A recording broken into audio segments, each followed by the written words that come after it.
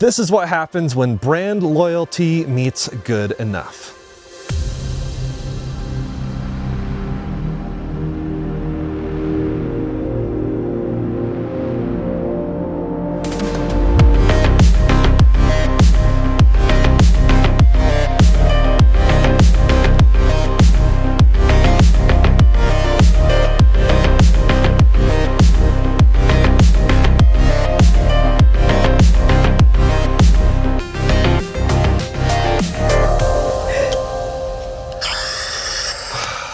Go off-roading, Scott. Let's go. This video is brought to you by Iona, North America's premier charging network. With unmatched commitment to elevating the customer experience, Iona is opening America's roads to all EVs, giving drivers the coverage they need, the reliability they deserve, and the amenities they crave. Welcome back to Out of Spec, and welcome to the middle of the woods, in the middle of nowhere, in Colorado. Which means, in case you haven't noticed behind me, we're talking Subaru today. We're at a press event in our local area. Got Scott with me, and we are checking out the all-new Subaru Solterra. Now, I say all new, not sarcastically, because they've actually changed so much on this that I don't think people have actually realized. It basically feels like a new car. It's not just a facelift. They've done everything from suspension improvements, new battery, new motors, silicon carbide inverters, better range, better charging, better infotainment, better interior, redesigned styling. Basically everything's just so much better. At least that's what we think. So throughout this video, we'll be exploring it, doing a full tour, doing drive impressions, doing an off-road course, which is where we are right now, and try to get as good of a picture as we can of what the new Solterra, the all-new Solterra, brings to the table.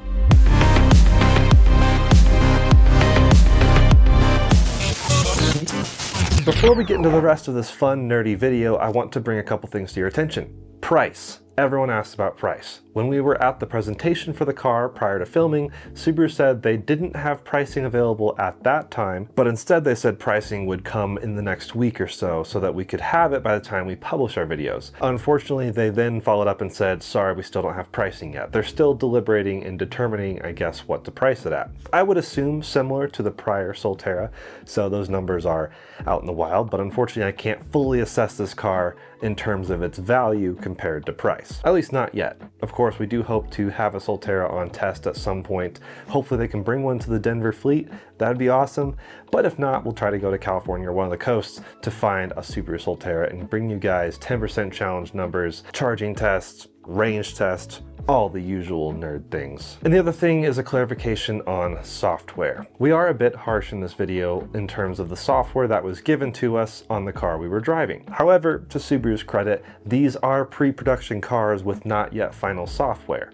So, some things that may be missing may actually come by the time it launches, but maybe not. I just can't say for sure, but I was told there wouldn't be route planning at launch, but it was coming later. We'll see if that actually happens. Maybe they'll see this and the bits video me and Scott did as kind of a wake-up call to the importance of route planning or something. But I just wanted to clarify, not final software, so our nitpicks are, I guess, to be taken with a grain of salt. Don't mind the nerdy props. I'm borrowing Jess's YouTube studio for this quick clip. Now, back to the forest for the rest of the Solterra experience.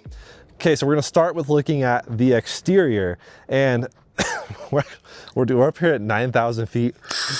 Or did it take your breath away? Yeah, Scott, this thing totally took my breath away. No, Yeah. it's just altitude. But hey, we live up here. We're used to it. We're used to it. I just like using these things.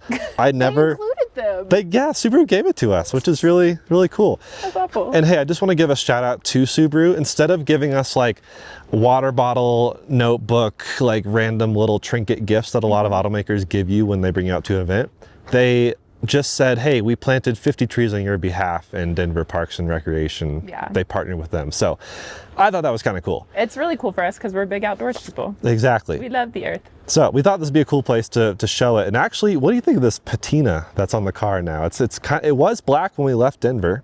Yeah. Now it's kind of tan. You know, I call this custom dune color. Custom dune. It's one of my favorites. As you can see, I'm already getting nice scrapes. This is the Subaru Dune Edition. So this, yes, Solterra. And what's really interesting is This is a new black color, which is fairly sparkly. It's got a blue sparkle to it in the sunlight. It really just looks kind of dusty. Yeah. Thank you for that analysis. And all new front redesign. I mean, what do you think of the design of this car? So I was not super familiar with the original front design. I like this. I don't love how much dirt we're collecting here. Yeah. We're actually doing Subaru things. But yeah, they have these dual like split 6 LED daytime running lights, which now all Subaru EVs have. Okay. So it's like their new design ethos. A lit up star cluster, which is the Pleiades constellation. Also represents the 5 companies that came together to form Fuji Heavy Industries, which then became Subaru. There's your fun fact of the day. I didn't know that.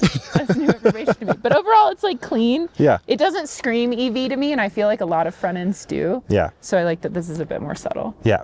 And another thing to note is with the new Solterra, you know, the old one and the BZ, they had like all this plastic cladding and stuff. The new one, if you get grayscale, meaning black, white, or gray, this fender, it's actually paint matched. Yes. Which is funny, you can't really tell on this black one. If Paint you, matched. well, yeah, if you were to get a color, like yes. red, Like red, or blue, there's a blue. a couple blues, Yeah. then they changed that to black. Yes. And what's funny is they have black and gray ones here that also are black because they were incorrectly painted from the Yes. factory. They said that it's like a warehouse storage issue. Yeah, someone asked why are some of them paint matched and some of them aren't, and they said it's because of just, It's a big part. storage limitations. I didn't really understand that answer, but I'm not sure either. I think they're testing the water to see how people like it, and I think there's been a lot of positive reaction. oh, with the black? With color match Because I think it's Uggo. With the color. Yeah, yes, yeah. yes. Instead of having all the Why would I have an entire car a color and then just this black? huge components that are black. Stupid. So yeah, I think the thing looks great. I think Subaru's design language is going pretty well. Actual headlights down here. These are not the actual headlights for those who weren't sure. Okay. 18-inch or 20-inch wheels. Either way, they're 7.5 inches wide, which means that's very, very skinny. Okay. On this one, being a 20-inch, that's a very skinny, kind of almost bicycle-ish tire. It gets you in the tight places. And then around the side here, Yeah. and actually around back, this all feels very familiar. Yes, this is that typical Subaru look that Solterra, we're very used to. yeah, even the old Solterra looked similar, other than the badge. They got rid of the star cluster in the rear. Oh, they did. And now it just says Subaru. Written out in, let's see, what color is this? Black. You can't really tell. Just had to double check. Yeah. This is the Touring, so top kind of trim. This is the XT, which means more power. Yep. We'll talk about power and stuff when we actually get to driving. But yeah, looks pretty good. The split spoiler thing, what's your opinion on this? I think it's stupid. But does it make it like more aerodynamic? Probably a bit. I just. And why? they also have a little duckbill spoiler thing here. This I like. I think Yeah. this is tasteful. That's tasteful. I think we didn't need this unless it like super helps with efficiency or something, because I feel like this is just gonna get gross. Yeah, it could. And no rear wiper, which I think is a lot of people's complaints on the prior platform. That's a miss. And Hyundai Ioniq 5 launched with no rear wiper and then added it with the new version that came out last year. So we're not seeing that with this one yet. I would think anything that you're taking off road really needs to have a rear wiper. Totally. I think their reasoning is like, well, the window is so straked that they don't really need it, kind of like a sedan, but Well, look. it's dusty, yeah.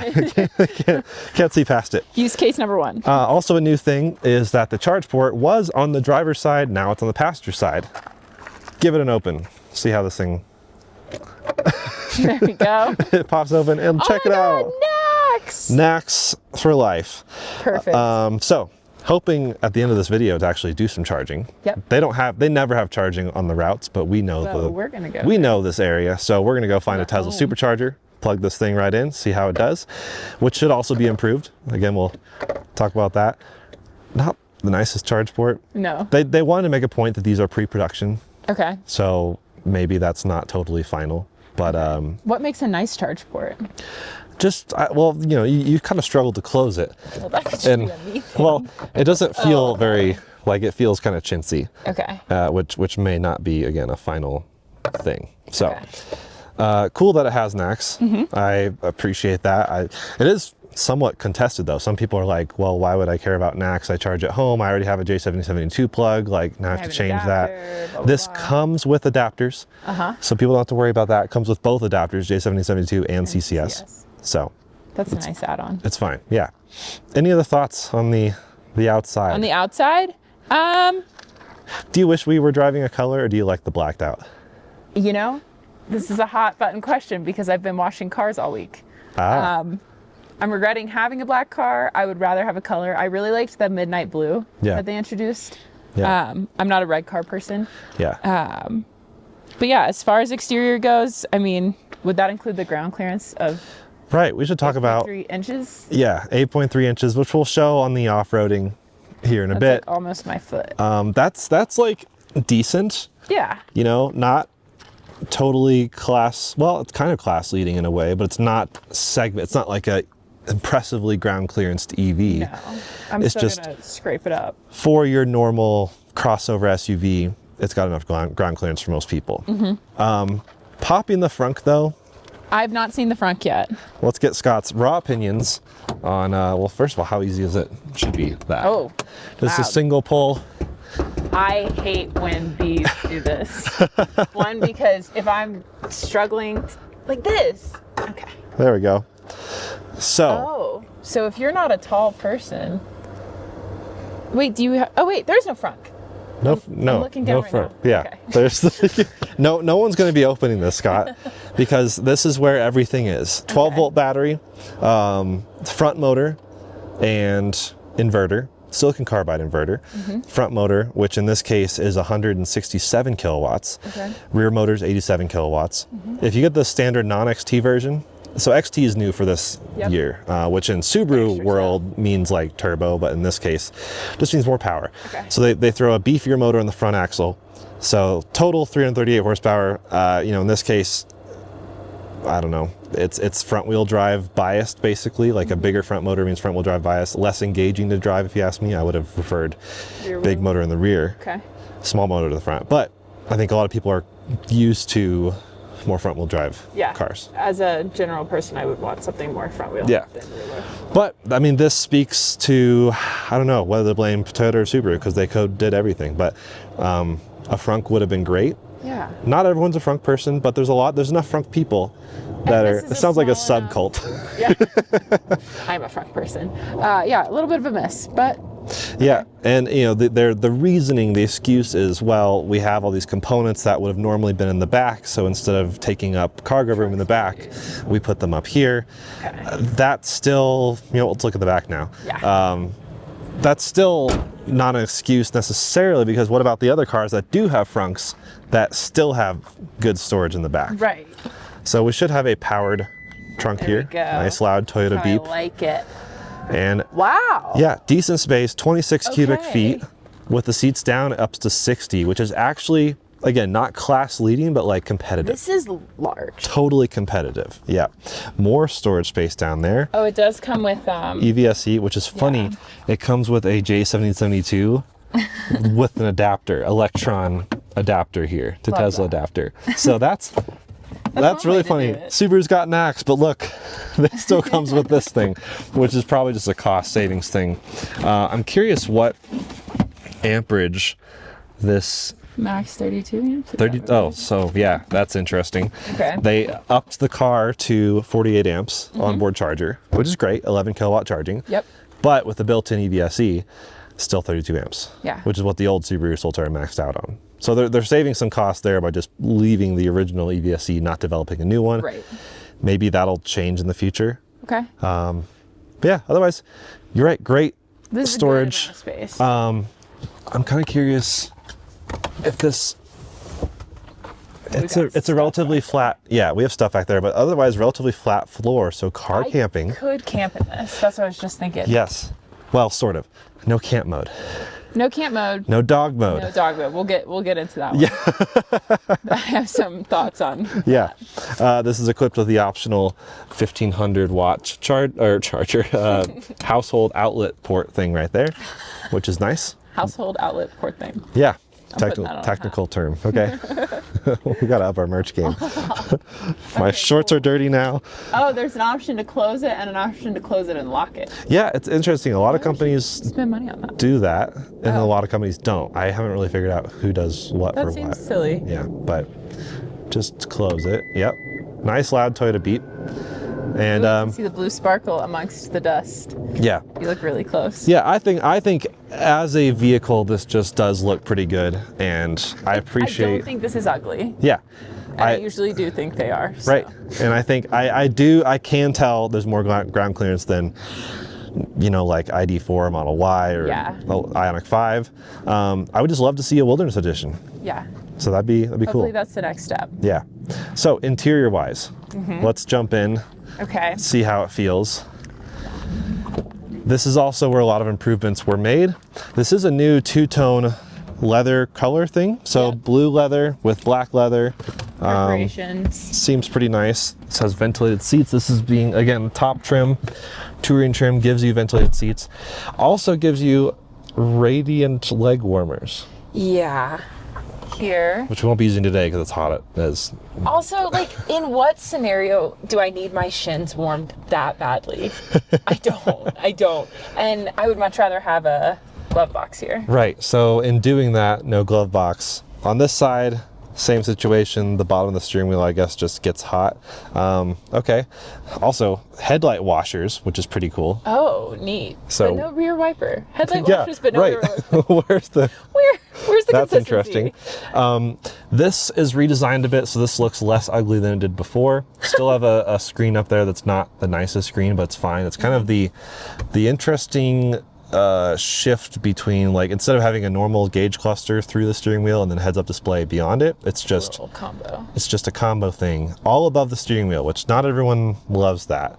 I'm fine with it. I think it's kind of cool. You're a taller person, so I think somebody that is not like us could have. Yes. Yeah, shorter. I'd have a hard time. I think shorter individuals would find it maybe a bit annoying to see. And I don't know if you can get the wheel super low. Yeah, it does come down. It comes down a bit, but not crazy. That was like centimeters. Yeah.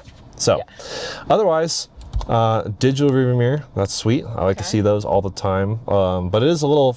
Not everyone loves those because you have to take your eyes, which are focused far away, and then shift the focus close to see. I don't like the cameras at all. Yeah. But again, that's a preference. I do, partially because you can just always see through your passengers and luggage, and your passengers can also see what's behind you. So I guess either way, I'm glad they have both. Used to it. I think it's something that will get adopted down the line for more drivers. This does have the higher end Harman Kardon sound system, which we haven't really been able to test because. Oh my gosh. We can put a clip in. Yeah. Apple Music kept popping up. Well, it's kept saying no Apple Music. It requires a subscription. So then we were excited because we were going to turn it on. Yeah. I was like, oh, cool, I'll sign in. You have to use the Subaru app, which we don't have app access to. And I think we'll do a whole probably video on the infotainment here because it's fine. It's really just Toyota Lexus stuff, but like slightly rebadged to Subaru. It does support CarPlay and Android Auto wirelessly now. It's a 14-inch display. They made the joke about how we're in Colorado with all the 14ers and they brought their own 14er. Yeah. And you made that face. I did make that face. I'm an avid 14 hiker. Yeah. 14er. And as far as we can tell, no actual route planning, which is actually crazy. So doing Las Vegas, because, you know, race to Vegas, why not?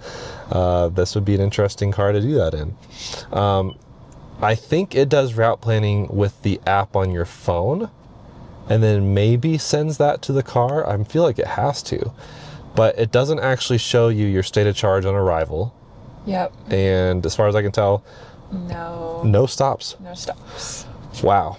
That's actually unacceptable. I just think if somebody got this and this was their first EV, they would be stranded within the week. Yeah, I mean, I guess to public charging's credit, public charging, it keeps popping up. Taunting me. Public charging's credit, it's gotten a lot better. So like people can just go find chargers, but like this is crazy. This is EV basics. And I don't know who to blame though. That's the issue with part sharing and platform sharing is like, is it Toyota's fault or is it Subaru's fault? Right. I don't care whose fault it is. Kids, get along. It's not the most snappy. It does look good. I'll give them that credit. I like it because it's simplified. Destinations. Charging. So you can dig around. You have to dig so far. Find charging. Yeah, we have to do a whole video on this for sure. And the first thing it shows us is a charge point, which is most definitely a level 2 charger. Are there guessing? Well, we we'll can't tell. There's no way to tell. No charging speed, no nothing. It's just straight up, is this a charger, yes or no? Shut up. So yeah, it's showing us a bunch of level 2 chargers instead of DC fast charging. Yeah. So, however, this does have battery preconditioning and all that stuff, so that's good. Like I said, ventilated seats, heated steering wheel. Other notable things, some driver assistance stuff. There's got to be other sources, I guess. Phone linking, Amazon Music, radio. Are you comfortable? How's the seat comfort? People notice that I don't usually mention seat comfort. Oh, okay. Well, I am a 100% straight chiller, so I feel like I'm a good person for this. Very comfy. Okay. For like what it is. I don't love when headrests are angled forward like this. You don't have this problem, but when I'm wearing a ponytail or anything, it makes me like put my head here. Yeah. So I always prefer when they're a little bit further back, but okay. Wide, comfy. Yeah. Yeah. Otherwise, the screen being up, by the way, elevates everything, makes it look nicer. There's now ambient lighting throughout. Yep. The ambient lighting is customizable. That's new. Also, flashes red if a bicyclist is coming up on your blind spot. Yes. Great feature to have. Advocate for safety. 2 wireless phone chargers. They are 15 watts peak. What's funny is Jalopnik wrote an article saying they were 15 kilowatt phone chargers, which even Scott wouldn't say that. Saying a lot. They are fine, but they don't really hold your phone that well. They're not ventilated, which is and just... your phone kind of... Oh, you said they don't hold your phone. Yeah, your phone, you'll slide around a little bit. Not ventilated, which would have been so easy. You could have cut a tiny little slit right here for the AC to just like blow on the phone and keep it cool while charging. No idea why that won't happen. Because they put too much energy into heating your Right, yes. And these are 15 watt chargers, but they're not MagSafe and they're not Qi 2, which means iPhones will actually only charge at 7.5 watts and they'll overheat. So it's not big miss. A great charger. USB ports, however, USB-C now instead of USB-A, so they're finally in the 21st century. 60 watts. I think it may be shared across them, but still, that's good power. Big upgrade. Glad to see it. Thrilled to see it. This little shifter thing, how do you feel about it? Well, it took me a hot minute to figure it out. Because in theory, this would mean neutral is push down. I don't mind it. Yep. I don't like that there's a start button.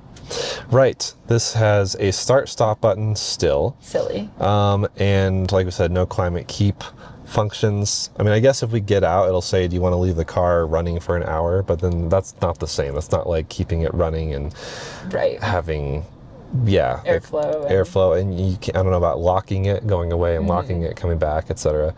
So, I don't know. Not as a brand that focuses so much on adventurous people and dog owners. That feels crazy to me. Yes. Well, they mentioned in their presentation 3 separate times about how pet owners love Subaru. Yeah. They said the chance of you having a pet is like they're number 2. Somehow Mustang Mach-E is ranked higher than Subaru for pet ownership per car or something like that. Yeah, that didn't make sense to me either. Just but funny. Then another car without dog mode. Right. But then they're mentioning like all of these pet things but then there's no dog mode. Yeah. So why even bring that up? Yeah. So I'd love to see that change someday. Software. That's necessary. Software. You know software, right? Yeah, just I'm very familiar. Shoot an update over and just change a line of code, release it, you're good. Couple other things. This thing opens from both directions. Hate it. You hate it. Yeah. What do you think about it? Well, so first of all, touching it, the leather feels cheap, like not very nice. I think this is the softest of between this, And this, yeah, these two are the same leather. This one's just stretched out a little bit more. This is a different leather. I wonder how this will wear. It's decently okay for my arm, but it does, it rattles a little bit, which I think is because of this mechanism. I would have just rather had a nice closing, soft close from the front type of thing. Yeah. Maybe nitpicking, whatever. And then a panoramic glass roof, which is awesome. Love that. Love to see it. They opted for a shade. They did talk about doing electrochromatic, but they said that the feedback was that people still feel it's too hot. And as somebody who has an electrochromatic roof, I can empathize with that. Yeah, so the shade's cool. Motorized shade, powered shade. Feels good. Also more open than the previous Solterra because they, I guess, readjusted the impact structure so there's not like a beam impacting people's view as much. It is interesting being in the driver's seat. You're not benefited by the shade at all. Like if I'm looking up, I have to look way up and tilt my head. Well, so do I. To find, yeah. Well, I'm saying the front row it's not really a front row. Oh, it's not a front row experience, but we really have so much. Yeah, we have decent front row visibility regardless. So totally fine with that. I'd say let's check out the back seat really quick and then we'll drive this thing. All right, let's go. Ingress, how's it feel?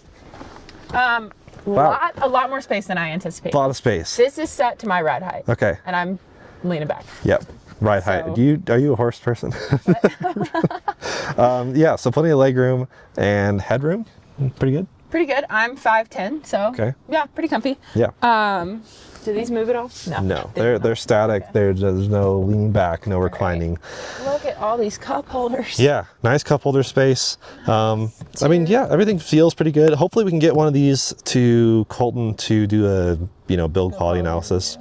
They did talk about moving the USB ports and the heated seat controls up so they're easier to access. Yep. Rear climate vents, no rear screen or anything like that. Should be high powered USB ports. They talked about using your Switch 2 or charging your laptop, which is sick. 2 more cup holders, nothing. Yep. I was expecting USB. Yeah. Incorrect. No, not usually. Those are pretty bare bones. 60-40 split in the rear seats, and yeah, like we said, you can probably lay down camp, which I'd love to. That you have enough room for 4 full-size adults and all their gear. Yeah. I still wish this segment of car would have rear ventilated seats, but maybe it's just because. I mean, my car doesn't even have rear ventilated. That's true. That's wild to me. That would bring it into a much bigger. Right. Yeah. But I would agree. That would be very nice for the rear riders. Yeah. So, yeah, looks great.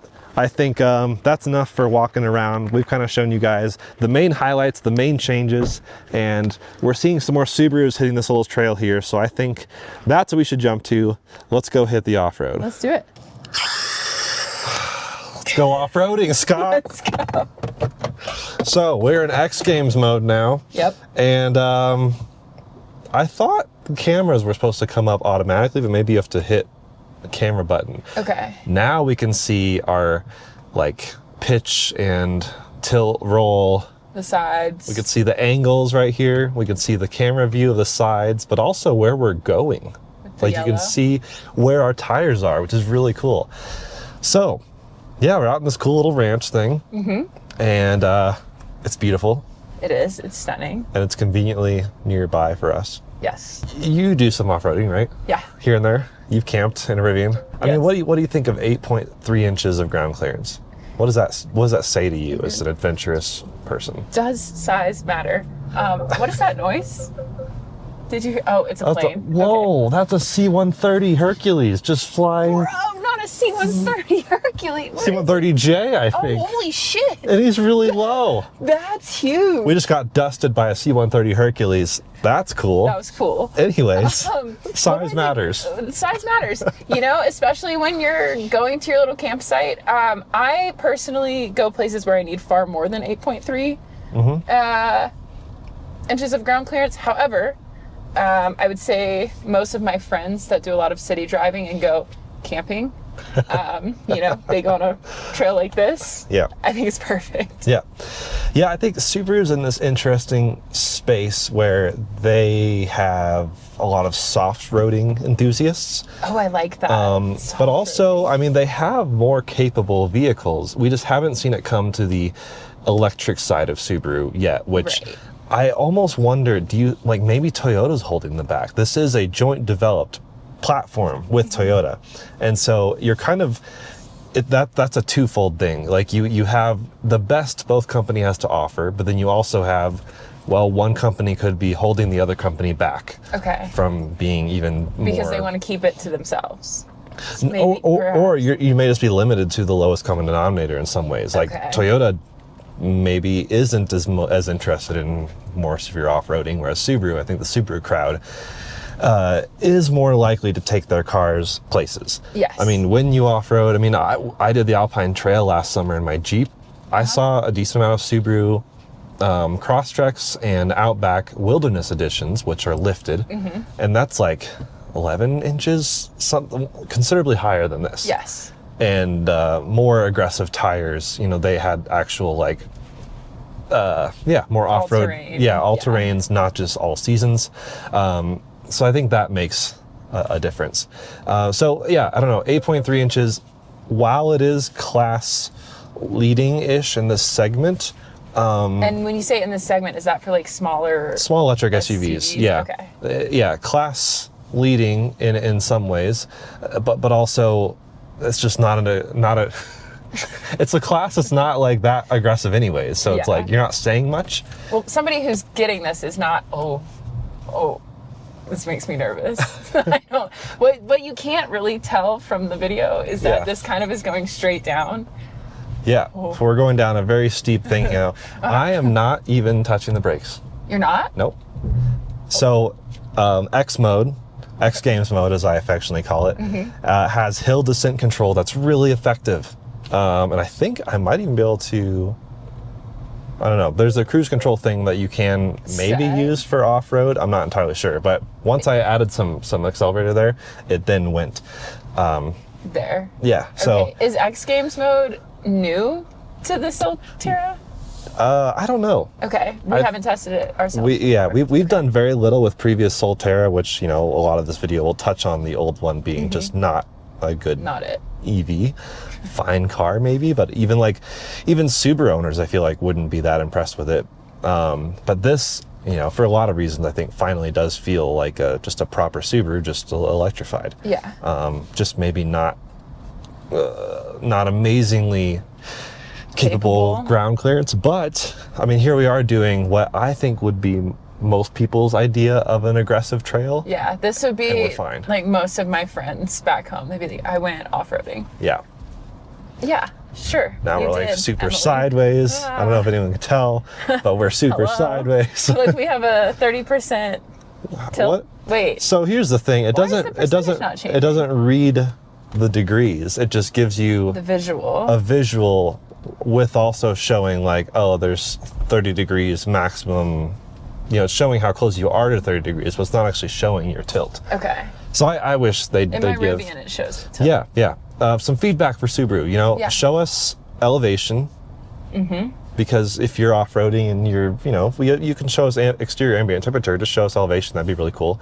But also, I think show us the exact degrees of our tilt and whatever this is. The pitch. Pitch, yeah. Yep. Pitch, yaw, tilt.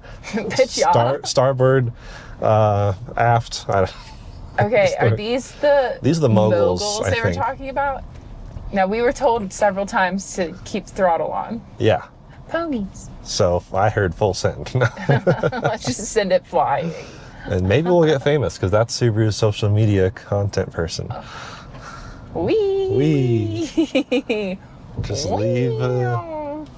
So, and it's funny because, you know, this is an off-road course Subaru made. So of course they're going to make it just right on the edge of capability, maybe. Like that little scrape. That was nice. Yeah. And but yeah, it's cool. So I don't know, fun little course, better than not having any off-road segment. I could totally have seen them just do a like out in the field, full field, or even just keep us on the dirt road or something. Yeah. Which, granted, a lot of Subarus, we see a lot of clean Subarus in Colorado that probably have never touched dirt. So it's cool that this is, oh, here's the moguls. It's cool that they actually did it. So, whoa, when we're on 2 wheels. Right. Incredible. So yeah, that's pretty cool. Yeah, what do you think? Me. Meh. I mean, it's not, I'm not the use case for this scenario. You'd have an aggressive off-roader and then a Huge. street car. Yes. Basically. Yes. Instead of, this maybe could be This is your all-arounder. all-arounder, feel one like car you- solution. Yes. It is, what we just did is a lot of people's idea of like an intense camping excursion. Yes. And it's capable, and you'd be fine in any conditions. Yep. Because X mode is technically for snow and, what did it say? Snow and dirt? Snow and dirt, mud, Snow and mud. various things. Like this. Well, super sideways. You know what? Maybe. It's cool. This is cool. We're on the ranch. This could be your next farm car. I would love to take the Uncharted out here, like something even smaller with an even shorter breakover angle, and the Trail Seeker. But I heard allegedly, the Trail Seeker first drive next year will have a rally course. Oh. Which would be sick. Okay, we'll be there. So, but yeah, as far as Solterra, it can do Subaru things with an asterisk of not Subaru wilderness things. But maybe in the future, we'll see wilderness trims of their EV models. I hope we do. Yes. We've seen Ioniq 5 XRT being a lifted off-roady version of that. Mustang Mach-E Rally being a lifted off-roady rally version of that. Yep. Subaru needs to follow suit. I'm sure they will. We're still waiting for that 4th car that they're going to develop with Toyota, but then maybe they'll go off on their own and do their own thing. Yeah. I'd love to see it, but they're a small company, and so they just don't have maybe the bandwidth. Don't just hit the aspens. Did you know that aspens are all one organism? If you see aspens, they're all connected. Yeah. Fun facts of the day. I like fun facts. My camera went away for some reason. Okay. I think it's because we went fast enough. Over 10 miles an hour. Yeah. I think that was the threshold. I think that's also a little silly. I would prefer they just leave the camera on. Well, yeah. But it's so cool. We could see exactly where the poles were. We can see exactly where our wheels are going to go. I do really like knowing where my wheels are because I'm oftentimes unaware. Yeah. And these are good cameras. It's not taking full advantage of the screen real estate because the climate control has all this stuff down here. You think you'd be able to I would collapse have that? Oh yeah, I would have rather seen the camera take maybe more real estate, but hey, this thing gets updates. We should see it improve over time. Yeah. This feels so teeny tiny compared to the Silverado that I rode. Well, that that's I drove, and my Rivian. Also true. Oh, it's really beeping at me, but I don't know why it's beeping. It's just because we're close to getting things. Close. Where the beeps are kind of annoying, but Beeps are strong in here. yeah. I wish it flashed a warning though, and it was like close left side, close right side. Right, like tells you exactly where things are. Right. That would be like, cool. why can't I? Okay. Loving all this feedback. Yeah, that's good. That's good feedback. Okay. It is smooth.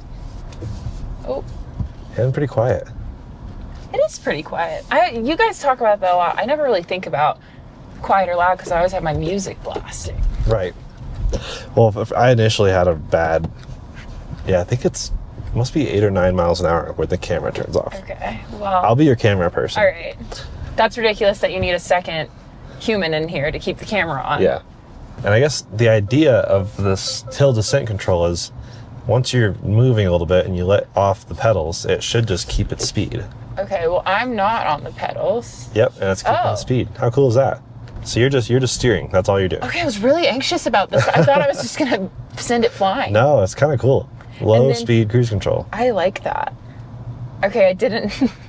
Really should ask more clarifying questions because you said low speed cruise control. I was like, yeah, great, Jordan. And then if you tap one of the pedals again, it'll knock you out of it. Okay, so now I'm disengaged. Yep. Sweet. Yeah, this feels pretty good. This is okay. You're having is fun? A nice little car. I am having fun. Good. She's cute. Yep. She's capable. I can't wait to try the Uncharted. I like little cars. And that one's even smaller. Right. You're like, this is so small compared to my Rivian. I'm know. like, give me smaller. See, but you're like a Miata Give me an off-road BRZ. He loves something little. I like big. I want to, be the biggest one on the road. Yep. Be able to take out a bear. Okay, this makes me nervous.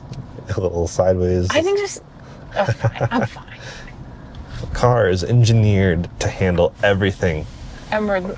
Oh! Specifically engineered because, well, they engineered this course. I guess I do need to remember that portion. Keep throttle on, right? Yep, just keep, it'll feel a little funky, but just keep going. Oh. Am I doing something wrong? No, just keep going. The car will figure itself out. I just did that in front of all other people. Was that bad? No, it's normal. The car is reacting to the surface and then giving power to wherever it can, whether per motors or also, I'm guessing, brake-based torque vectoring to send more power to the wheel that has the grip. Was that the noise? Yeah. Oh, okay. I thought it was scraping. Well, probably some of that too, but that's not your fault. But you didn't do it's only 8.3 inches of ground clearance. Yeah, really. So size does matter, and Wilderness Edition, please. Wilderness Edition. Or call it something new. Wilderness was so gas car. What if we call it Uncharted? Uncharted. What do you call it? Uncharted Edition.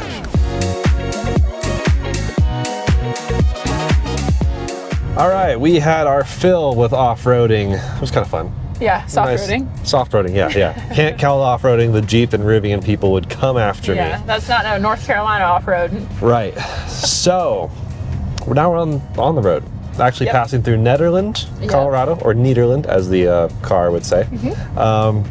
Lovely place. If you're coming to Colorado, totally worth checking out. We just had some food at Boosie's Brew House. Barbecue. A lot of good restaurants in Nederland. Good hiking, good stuff. We could be your Colorado tour guides in this video because for once, it's a local event. Not sponsored by Nederland. Not sponsored. Imagine Out of Spec brought to you by a random mountain town. Honestly, on brand. On brand. And Subaru. Speaking of branding, shop.outofspecstudios.com. Anyways, how does this car do on the road? Honestly, great. Subaru's made a lot of intentional improvements. Again, back to this is not the facelift. This is like all new Subaru Solterra. Yep. Of improvements in handling, the drivetrain up and down, suspension components.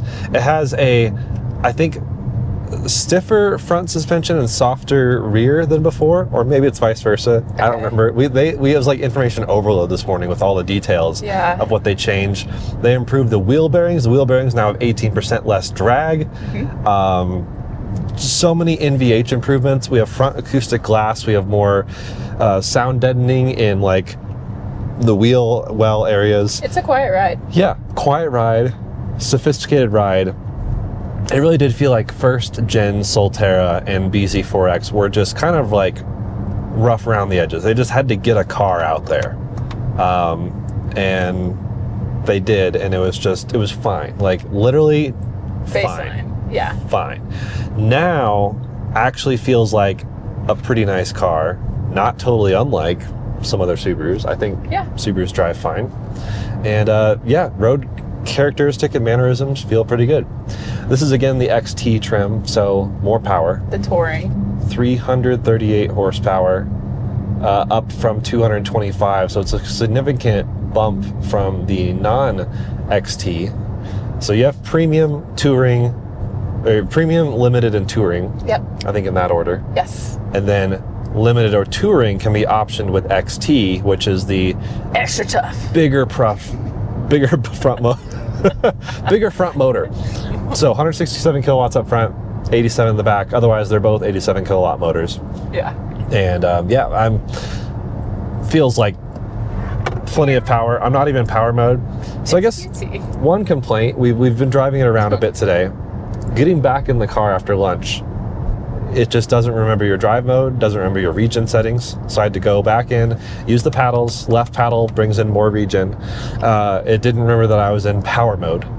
So I have to go back to power mode manually. You can cycle through eco, power, and normal. It doesn't say normal, it just says nothing. Yep. So it's like a letters for, power mode though, awesome, get up and go. It's a little zippy. Yeah, little zippy. Not crazy. No, not even like plain Model Y fast. Like it's 4.9 seconds 0 to 60. So it is quick for a Subaru, but not quick But you're not buying a Subaru to be zip zip. Right.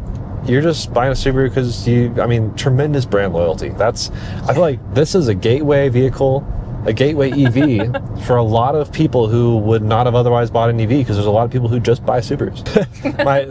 my high school girlfriend had a Subaru Outback. Her dad had a Subaru Outback. My dad had a Subaru Outback. Her mom had a Subaru Outback. Her brother had a Subaru Outback. Wow, that is a lot of Outbacks. And then her sister had a Subaru Outback.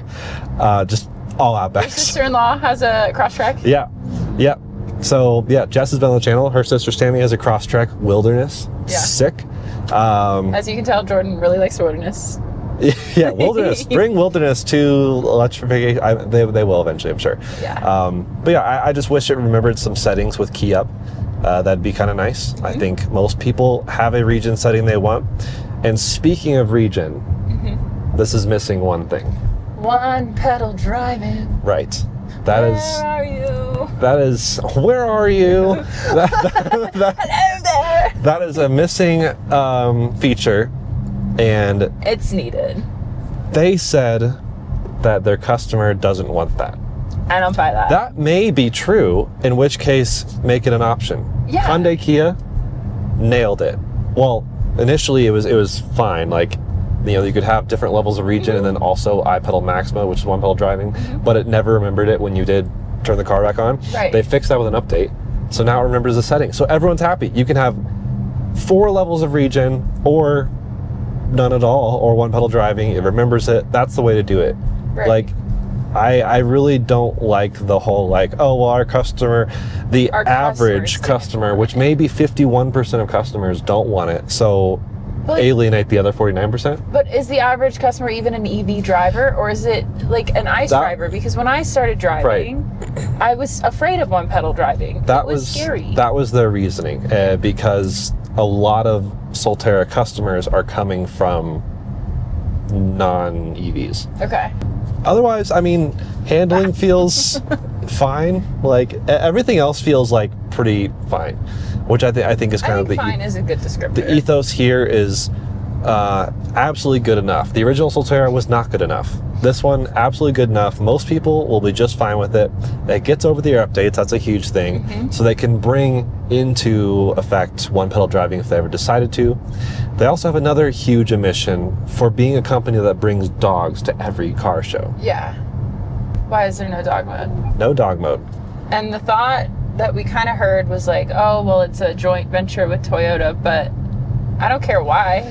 If you're going to bring up how much your people love dogs, offer a dog mode or an option where we can keep climate on when we get out of the car. Push, I guess, if it's, okay, I don't know whose fault it is, Subaru or Toyota. Yeah. They're co-developed the whole thing. Push on whoever's fault it is for not having it. And again, it's an option. People never have to use it. Right. But give the people who are wanting it, the enthusiasts, the dog lovers who love the idea, the car camping, there's so many blatant, obvious reasons to have it. As long as it's implemented well. You of course don't want to have it malfunction or have it cut off and not notify anybody. You have to, the app has to be integrated. Tesla, if the dog mode's turning off, the app will be like, hey. Well, yeah, we had that experience today. Yeah. So absolutely, I can't wait to play with the app. I can't wait to get one of these on tests. So we can do, our normal testing, 10% challenge. Yeah. See how it road trips, see how much range there really is. Because there's a lot of improvements here. Oh yeah, what was the stated range? Yeah, so that's a huge improvement. Okay. The original one, low 200 miles, 215, EPA? 220, yeah. Okay. And just, not efficient. They made so many tweaks to efficiency to improve it. Oh, that's aggressive. So now it gets 278 miles of range, or 288 if you have the base model with the 18-inch wheels. I think it's the wheel difference, 18 versus 20. That's really the only. Aero's important. Yeah, that's the biggest difference, which is not bad. It's a little under 300 miles. I think 300 miles is kind of this number we've settled on as an industry of everyone should be hitting it or getting close. They probably could get closer if they weren't set on this 8.3 inches of ground clearance. If they'd lower it and make it, more lower to the ground, more sleek, they probably could have achieved it, but they're still trying to stay true to their customer, which I respect. 200, high 200s is plenty. Now, it would be better if it charged better. It charges okay, supposedly. We're gonna go charge it here. We're gonna go charge it, so I can't say anything. But we can't like fully test it. But we're not like arriving when you say dead. Fully, okay. Yeah, we can't log the charge curve in this really quick drive experience. I'm smelling what you're stepping in. Yeah, you're picking up what I'm putting down. But the Solterra original one was far worse. Charged really poorly. Used to have a DC limiter, so like you could charge maybe 2 or 3 times a day, and then it would start to limit your charging and basically make it so you can't charge that much. Because the battery didn't have enough cooling or heating, it just didn't have enough thermal protections in place. Now it does. Now you can repeatedly DC fast charge it, drive, DC fast charge, drive. You can road trip this thing. But then we have the other issue. Every time I have like a good thing, there's a bad thing. Caveat. Yeah. Then you have the issue of not having route planning. Ugh. Which I think is actually unacceptable at launch. Yeah. They said it should come. They said it should come, but that is not okay. Yeah, no way. You can't get people to adopt EVs if you're not setting them up for success. Yeah. And that does not set anyone up for success. Yeah, and then it's this horrible trickle effect where people go test drive it, they're like, oh, it's cool, and then they like live with it, and they're like, oh, this is terrible, and then like they complain to the dealer, then the dealership employees are like, see, no one likes EVs suck. Right. And it's just like, no, it's not the case. You just didn't to give them the tools. You didn't have a fully dialed EV. Right. I like these videos. These are like podcasts, you know? Yeah. Wait, you and me right now? Yeah, we're just chatting. So yeah, no route planning, no state of charge on arrival even, which is also crazy to me. So that all should come in the first model year of this new version, but it supposedly. Should be there. But it should have been here at launch. Yeah, absolutely. Sorry, Subaru. That's a big miss. That's a big miss. Unacceptable. Otherwise, I think there's a lot of things that are fine. The app, caveat, we don't have app access, but maybe through the Subaru app, you can not only set up your Apple Music, but do your route planning. Maybe that's an app thing. I feel like they would have told us that. Yeah, and I feel like I heard mumblings of that. I just can't validate it or verify it, and all we can do is review what we're given. Yes, and so no route planning. And that's really just bad. So hopefully that comes out. Future updates. Again, it takes over the air updates. Again, I don't know whether to blame Toyota or Subaru. It's just one of their faults, and they're sharing the blame, or they're I don't know. They'll maybe pointing fingers at each other. Yeah, exactly. So I'm curious to see what happens with there's 3 cars now co-developed between Subaru and Toyota. I know there's going to be a 4th one. They said there'd be 4 on this shared platform. There may be more past this, but they've planned for the 4. They've planned for 4, and we don't know what the 4th one is at the time of this recording, and I'm hoping we will see Subaru maybe branch off and do their own thing. I'd love to see a Subaru homegrown EV, bottom up. Well, yeah, then they can have all the flexibility in the world. They would have dog mode. They're going to have dog mode, camp mode. I'd like to think they would have this thing's gonna drive you to the campsite. They would have all these things except for they wouldn't have one-pedal driving, I guess. But maybe they would by that point, because then they'd have more customers who'd have it. But yeah. Anyways, comfort-wise, this is pretty good. It is quite comfy. I would say that I have a hip injury, and I oftentimes feel like seats really bother my hip, and that is not the case here. So smaller car seats really bug it. Yeah, I think decent space, decent comfort. How do we feel about the blue now that we've had it all day? I like it. I like. Okay. Yeah, you don't like it? No. I want to like it. Okay. But continue. I mean, it's more interesting than just pure black. I'd rather have a light interior. I'm a light interior person. Same. So that's, they do have a light gray that looks pretty good. It looked really good. Yeah. With it's all leather, I think. No, it's like cloth. It's the soft tex or something like that. Yeah. So, there's various interior options. What is it? Is it ADAS or ADAS? It's ADAS. ADAS. On that point, Adidas. Scott can't pronounce ADAS. The ADAS system is, I think, truly just Toyota's system. Subaru has their own version in their cars. Okay. Neither of them are actually that great. we're moving slow behind this dump truck. So the slower systems are usually, like the slower you're going, the less pressure and stress you're putting on a system, because usually it's like a torque limitation with how much torque you can put in the wheel. Yep. It's not really handling this road. It is a windy road, but I wouldn't say it's sharp. twist. No, there's no switchbacks and crazy tight turns. Capacitive wheel is nice, but like we tested the BZ4X in the Hogbag Challenge. How did it do? Not great. Oh, rip. Yep. Not great. So from what I can tell, no improvement. This is the same type of system. So if you want a full-fledged review, just go look at our Hogbag Challenge of the BZ4X. I think we got it posted. Sometimes Kyle loses footage. What? Actually, Timon loses footage. I know, there's a Hogback of my car that was filmed. It's gone. I don't know, it's not on the internet. No, I know. Timon lost footage. I'm outing him now, publicly. Thanks a lot, Timon. So, okay, let's see how it handles this. Yeah, so now we're back up to a bit more speed. More speed.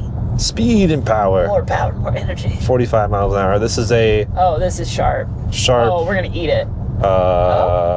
Yeah, just straight onto the next lane over. And it didn't really tell me that it wasn't going to make it. But were you touching it? I moved it. Yeah, don't. Otherwise, it was going to be I in want the to see if we oncoming. run off the road. Okay, let's just see if we... Oh my gosh. Yeah, it doesn't even warn us. It doesn't even warn you. That's so bad. But then we're driving by the trees on the trail, Yeah. and it's like... Yeah. But then you're about to veer off the road. It warns you for some things. Now we're on a straight road. That's where it's great. This is a great system to shoot through Kansas or, wherever else you're going that's normal highway. That's straight. But to their credit, lane centering with no pre-mapping. Already Rivian. better than my Rivian. Rivian. I'm looking at you. I'd love to try Comm AI in this thing. I think it would be... I'm curious to see how much better it would be. I am a Comm AI diehard, obsessed. Enthusiast, yeah. I love. Now I don't have FSD, like you, so don't have that luxury. But Comm AI, 10 out of 10. I want to put it in every single vehicle. Right? No, totally. Look, we're barely doing this really gradual curve. Oh man.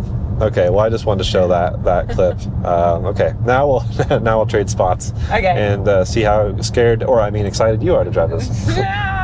And then we go charge it and wrap up this movie-length film, feature film length video. Enjoy. Oh God, Scott's driving. He's gonna eat it. This is my favorite thing. This is honestly I'm hooked. today. I am cooking. All right, I'm going left. Yep, let's go left, chat. All right.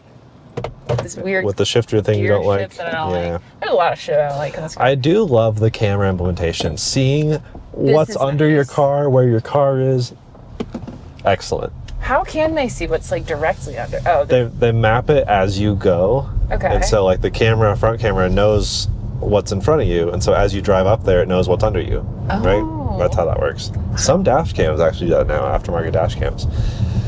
Yeah, entering some rain. So, thoughts? How fast does it go? Power? Faster than your little Mazda CX-5. Yeah, she has no power. I think she's dying, actually. Might need to sell her soon. Yeah. Give someone a real good deal. Yeah, this is nice. Wait, this is the region? Left gives me more region? Left gives you more in region. Okay. Left paddle, yeah. Up to 4 bars. So there's 4 different levels of region. Okay, sweet. Which is nice. Huh, okay. Yeah. So yeah, not bad. I think it handles decent. Yeah, it's just fine. Like, I think it's fine. I think fine is a really good... Nothing stand out, but I do appreciate the NVH improvements. Noise, vibration, and harshness. NVH, okay. NVH, all improved. I appreciate that a lot. Road tripping this, you wouldn't feel fatigued by constant annoying noise. Like, it's not like super isolated. I'd say the new Model Y, for example, is still a little leg above this. Okay. But this is plenty impressive. Yeah. Like, I'd say maybe even above average for ride quality, especially now that they've really dialed it properly, I think. It's very it's comfy, it's zippy enough. I think 90% enough. That's a little bit. What did that say? It said entering school zone. School zone. Okay, nice. That's Cool. a good alert. Wish it popped up in front of me, not to the side. Right, yeah. But that's fine. Another thing that's really impressive, they just shaved weight every place they could. And so this is actually like second best in its segment on weight. It weighs like a little over 4,000 pounds, but you're not looking at the 5,000 plus or even high 4,000s of most of the competition. Right. So props to that as well. Now again, part of that is, well, the competition often has bigger batteries, Mustang Mach-E for example. So that's just innately going to weigh more, but also give people more range. So it's like give and take. I bet most people would prefer this had a bigger battery with more range than care about the weight. Yeah, I would think so. So checking my notes here, actually smaller inverters, silicon carbide, which are more efficient, better with handling heat. The rotor and stator are even lighter, so even made improvements in the motor itself. A whole huge list of improvements. I don't even know what they'll tell the average consumer, like how much of this would be on the website right now. I'll tell you what, those 3 items you just said. No, probably no not. Clue. I don't know what those are. So what person's going to a Subaru dealership being like, yeah, but how heavy is the stator? How tightly wound is the motor? I mentioned before 18% less drag on wheel bearings. Like they went down to the wheel bearing to try to get more. So like all the improvements. A huge improvement, 18%. I mean, well, it's on the drag the wheel bearings cause, which in effect is not a big chunk of the drag of the car. Okay. But it is, that's an example of all the little things that go into improving efficiency.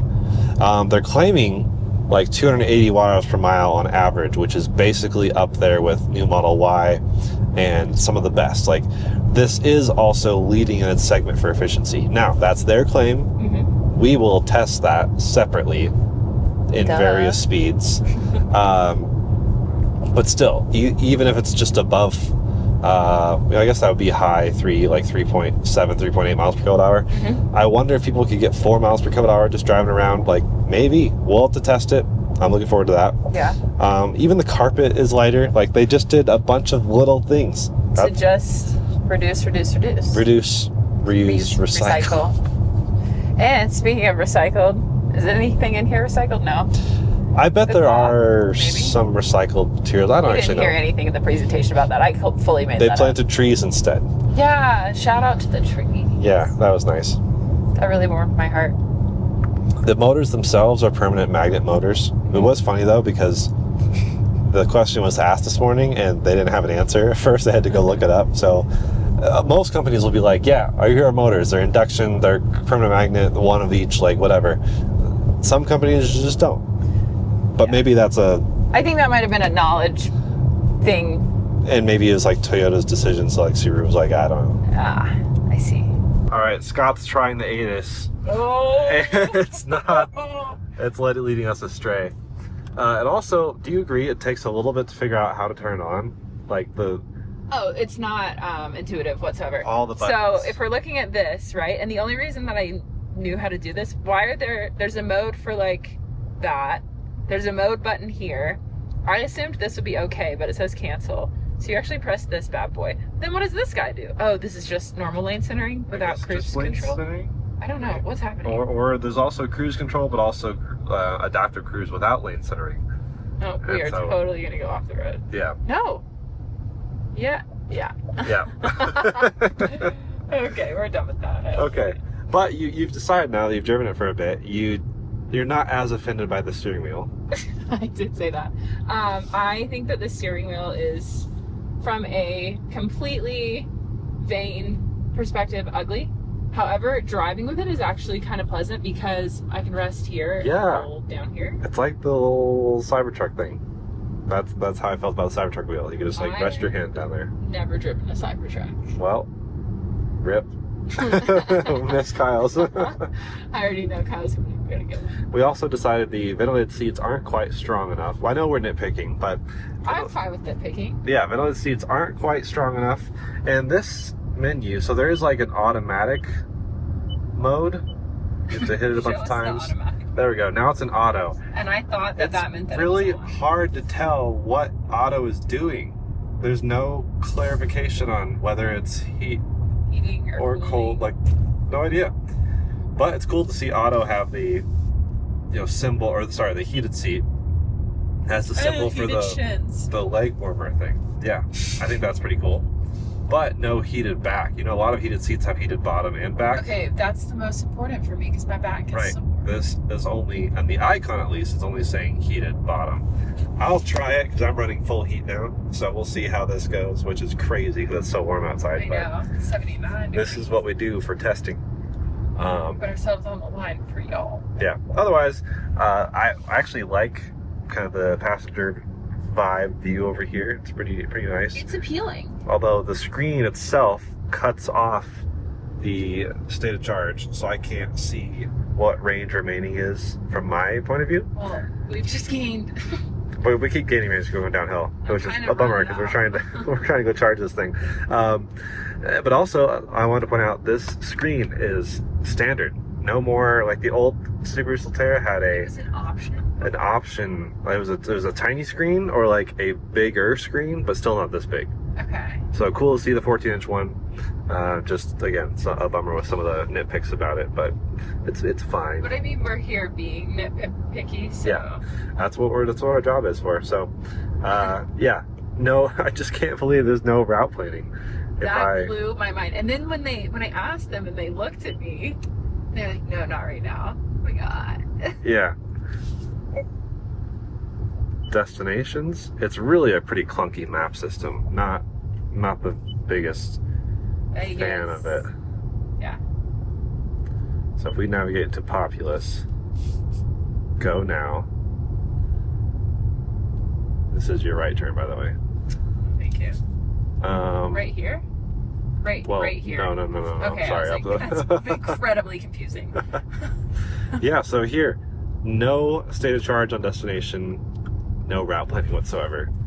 You can look up chargers, but it just shows you the nearest charger, which is just a level 2 charger, like whatever it is. It doesn't tell you. It doesn't tell you whether it's level 2. So I really do worry about the average Joe who gets in a Solterra.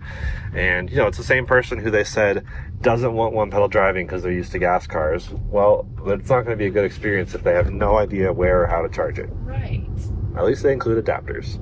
The adapters is a sweet. This Rivian thing is awesome. You like it? That's so cool. Yeah, my legs are like feeling toasty. That would be nice after like skiing. Yeah, totally. And the back is heated, so it's just a limitation on their graphic, I think. Okay. All right, we found a Tesla supercharger. And you know what? We have a NACS port on this Subaru Solterra, so you know what that means. Oh. Time to pull it in, get it charging. Wait a minute. I gotta go backwards. Keep coming. You gotta get nice and close. Oh my god, I have to go so close. What? It's freaking out. It did not like that. Welcome to the Tesla supercharger, Scott. Howdy, I frequent this supercharger. I bet you do. So, got this fancy NACS port. Now, Yep. Here's an issue I have with the door. You're pulling in straight. Subaru said that their owners prefer to pull in forward, not back in. Okay. But the way the door is designed is such that Yeah. it's in the way. So we have to go in right here, which it does work. But look at how tight this is. That's pretty crazy. And I had to go, so it started freaking out when I was probably like this far away and it was trying to slam on the brakes. Yep. Did not like. So this is not, even though it's the correct position for a charger, like if you were actually in the lines, because you're not in the lines, which is fine. If you were actually across that line in there, I don't know if that would reach. Like you are about as close as you can possibly get. Yeah. Let's see if the car is charging. So plug and charge will be a thing, but is it a thing now? Unclear. Yeah. Also, I didn't turn it off. May have to enable this from the app. Now, I mean, they said plug and charge is coming, so we're not going to hold that against them. We'll have to see if that's actually, and they said it'll ramp out initially Tesla and then other chargers as well. Green. Okay, I heard a click. Green's a good sign. Which means it's the connector. What's that noise? The click noise? Yeah, the contactors are clicking. And look at this. Oh, it's giving. We're cooking, chat. Already, this seems better than the previous charging curve. So now you see max is a little bit higher. So that's possibly because we're pulling more than what's being put into the battery. Okay. But hey, that's acceptable. Well, actually, it's not amazing, but it's fine. Yeah, but now it's not showing what state of charge we're at. It does in the corner, you can't see. Oh, 6. So, okay. Well, it works. That's what's important, and that's pretty convenient. Just the charge port's not quite in the right spot. Hello. Hello. Final thoughts.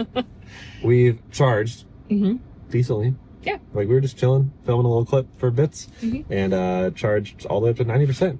Yep. So in like 15 minutes. Yeah. Decent. Important thing is that it worked. We also... That's what I was going to say. We just turned on the sound system. It rips. It rips, but it was such a pain in the ass to connect the Bluetooth. We couldn't do it for like Toyota. 20 minutes. I blame Toyota. The car has to be basically completely stationary. Otherwise, it resets the Bluetooth pairing process every single time you move. But then it pulls up a camera that shows, like, what was it showing? The undercarriage? Yeah, of the vehicle. which I finally turned that off. That's like an automatic setting where if you get close to something, the camera pops up. And it's like 18 clicks to get and find the Bluetooth settings to enable device. And oh, yes. Gosh. So that, you gotta have a passenger lockout. Like, there's no reason why if my passenger seat, which has a seat, sometimes a weight sensor. Yeah. Like, okay, then I have a passenger, then they can do it. Right. That was silly. While we're driving. Or at least do it like under 5 miles an hour. Because we were kind of creeping along like this, and you'd hit the 18 steps. Over like 2 miles an hour. It would be like, no, you can't do it now. Yeah. But I feel like, this car is largely, not largely, it is technically still a mixed bag. I have some serious complaints about launching without route planning. Launching without knowing what your state of charge will be on arrival. Just some software quirk things. Dog mode, crazy for Subaru not to have that. Camp mode, crazy for Subaru not to have that. Yeah. Just climate keep function in general. Yeah. And like little software annoyances. Like, it's not the worst software, it's not great software, it's just software. Most people will throw on CarPlay, Android Auto, those work great. The car things about this car are great. Okay. Drives great, is comfortable. I think it's an overall great car. I wish I was familiar with the first one so I could be like, oh, this is so much better. But I'm going to take your word for it and be like, okay, this is so much better.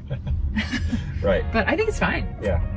No, I think it's genuinely fine. I appreciate all the improvements they made. It's been somewhat monumental. Like, glad it was not just a fascia redesign, but like a true bottom-up rethinking. Nuts to bolts, tip to tail, all the phrases of the total revision that was much needed. Yeah. So, well done, Subaru. Good job. Thanks for fixing it for the most part. Yep. A few more things that could be tweaked. Fortunately, all over software. Which you can do remotely. Let's get the Subaru, Toyota, whoever it is, software team into overtime and just get this dialed in and get it in the road, and everyone will be happy. Yeah. I think a lot of people will be happy. A lot of very happy people already own Solterra. First gen Solterra is a lot of happy owners. Now there's a lot of improvements. DC fast charging counter is gone. It has better range, better efficiency. Lots of great things. So, yeah. Yep. Okay, Subaru. Okay, I see you. You're cooking. You're cooking with gas. You could. Well, actually, with watts, electricity. Yeah. Volts, amps. I don't know. One of those things. We're tired. We're gonna go. Bye. You know what I mean?